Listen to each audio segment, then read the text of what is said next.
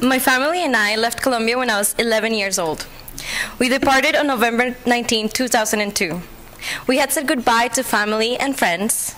We had prepared our luggage almost a month in advance. We had picked our seats for our first plane ride ever. Overcome with excitement, I told my mom, "Today is the best day of my life." I wish I could tell that little girl that she was completely right about how important that day was. My mom always told me, if you want to be a priest, you have to plan to be the Pope. Always, yes, indeed.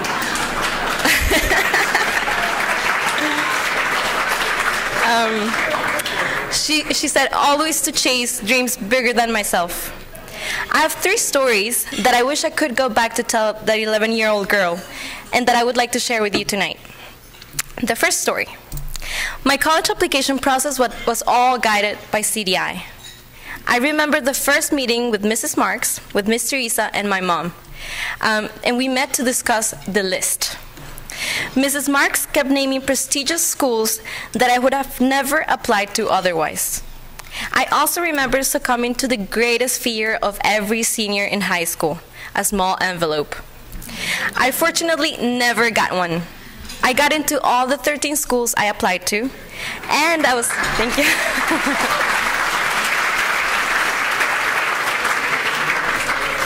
I was given a full ride to Tufts University, and on May 20th, I will graduate with a double major in economics and French.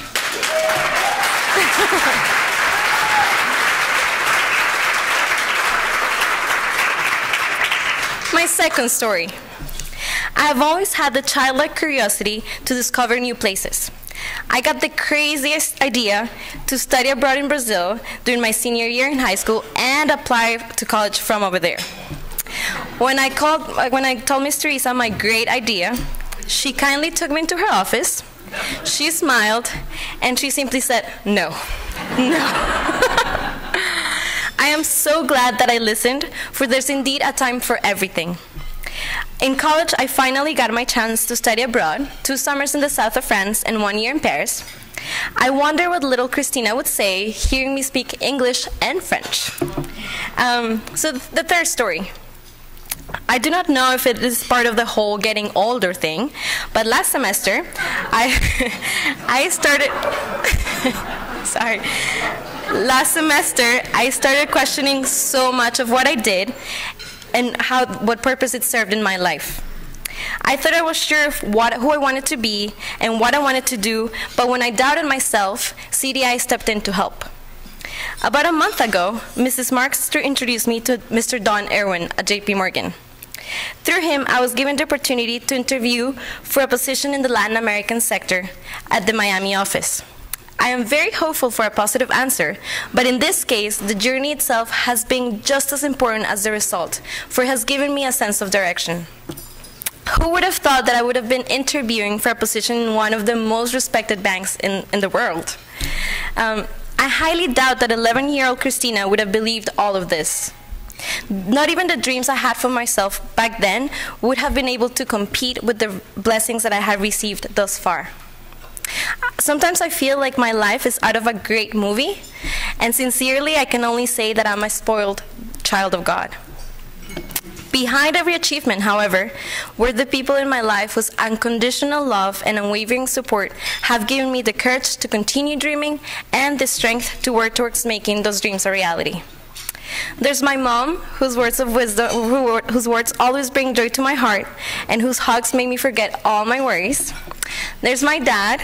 He has a firm hand and makes his expectations very clear, but he also has a soft heart, and he's very, very proud of me.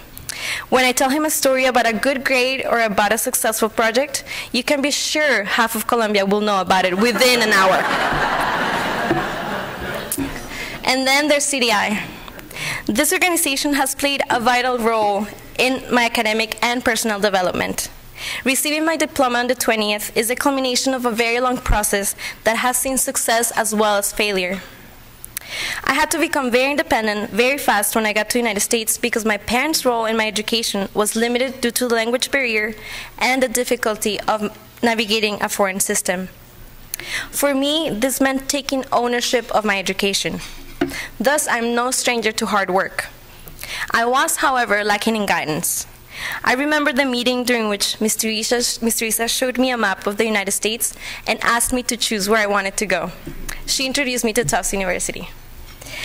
The most rewarding aspect about being a CDI scholar is having incredible mentors. I like to make lists, and I need to have plan A, plan B, all the way to Z. This means that the unpredictability of the future makes me uncomfortable and anxious.